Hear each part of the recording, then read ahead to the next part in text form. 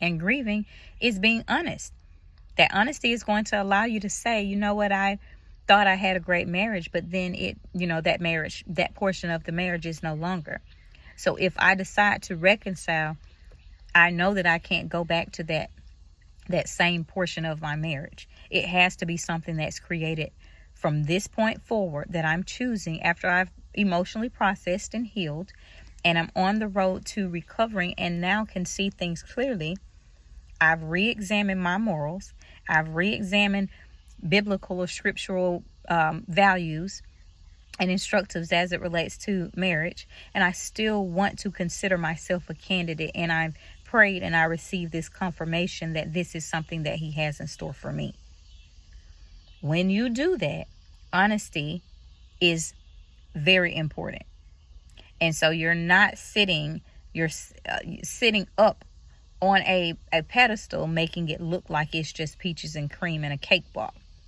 You're being honest about the problematic issues that were present prior to the infidelity, during the infidelity, and after the infidelity. What are some things that you still may see as red flags? This is the time where you want to talk about these things to determine whether or not it's something that you want to consider as the victim, because you're free. You're free to choose. But if you're choosing so, are you going back to something that does not seem like it has progressed? Are you going back to something that seems like it's still at a standstill or stagnant or stubborn, or that just does not care? Okay? That's that habitual adulterer. And so when you consider these things, being honest is imperative.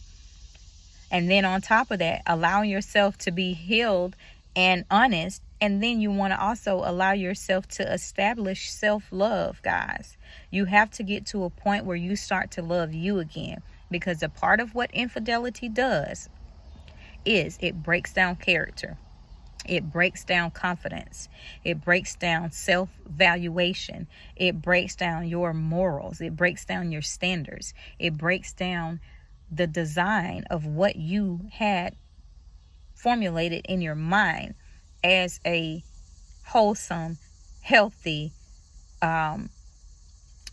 stress-free, manageable union, marriage.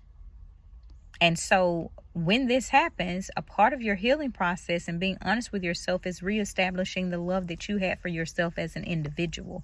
Because if you have gotten to the point where you've only become consumed as a wife, as a mother, as a caregiver, as what other roles you carry, you